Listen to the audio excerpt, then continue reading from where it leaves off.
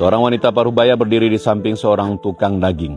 Setiap ada kelebihan irisan daging atau patahan tulang dan lemak yang dijatuhkan si tukang daging, dimasukkan ke kantong plastik yang sudah disiapkan oleh perempuan tersebut. Ada seorang profesor yang kebetulan lewat dan memperhatikan yang dilakukan oleh si perempuan tersebut. Kemudian, profesor mendekat kepada ibu tua itu dan berkata, "Apa yang sedang kau lakukan, Bu?" Tanya profesor. Ibu itu menjawab, "Aku memiliki 6 orang anak perempuan. Ya, ayah mereka tidak ada. Mereka tidak pernah merasakan makan daging hampir 7 bulan. Jawab sang ibu.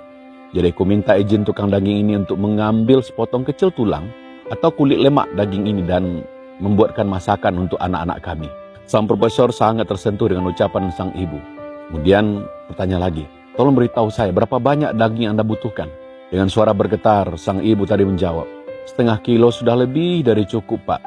Ujarnya, "Tolong berikan ibu ini 2 kilogram daging dan setiap minggu ia akan datang ke sini untuk mengambil 2 kilogram daging dan saya akan bayar hari ini untuk kebutuhan daging ibu ini selama 1 tahun ke depan," kata sang profesor. Ibu tua itu langsung berlutut dan mengangkat tangan ke langit seraya berdoa. "Ya Allah, berikan keberkahan dan perlindungan padanya." Sambil nangis terharu ia mendoakan sang profesor. Dan entah kenapa, sang profesor juga tak kuasa menahan air matanya melihat sang ibu tua berdoa di hadapannya.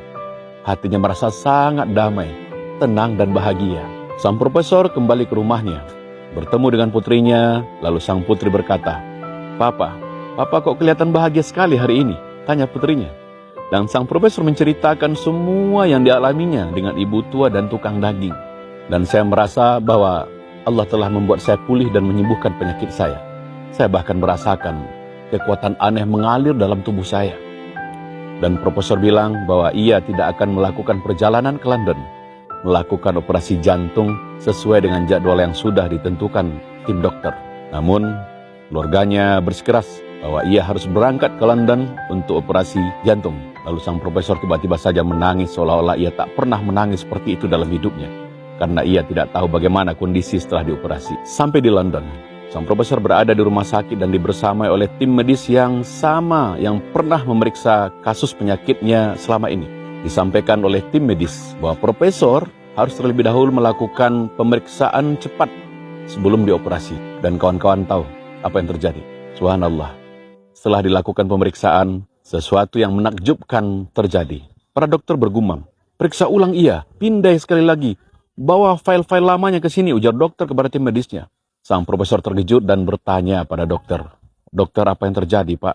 Apa yang terjadi dengan saya?" Namun dokter malah balik bertanya, "Apa yang Anda lakukan beberapa hari ini, Profesor?" "Tidak, saya tidak melakukan apa-apa." Kemudian dokter memberitahu bahwa arteri yang sangat membutuhkan ekspansi, sekarang kondisi sangat-sangat baik, ujar sang dokter, dan tidak memerlukan tindakan operasi, ujar sang dokter, dengan wajah berkaca-kaca dan sumringah. Dokter kembali bertanya, "Apa yang sudah Anda lakukan di sana?" Dan profesor hanya bisa meneteskan air mata. Dengan suara berat dan tertahan, sang profesor menjawab, "Aku hanya memiliki perdagangan yang tulus dengan Allah Subhanahu wa Ta'ala," sambil menyeka air matanya. Kawan-kawan, apa yang tidak mungkin dalam hidup kita? Ketika Allah mengatakan kun, maka pasti fayakun. Maka jangan sekali-kali pernah berpikir panjang untuk melakukan kebaikan, apapun itu. Maka keajaiban akan terjadi dalam hidup Anda. Semoga menginspirasi. Assalamualaikum warahmatullahi wabarakatuh.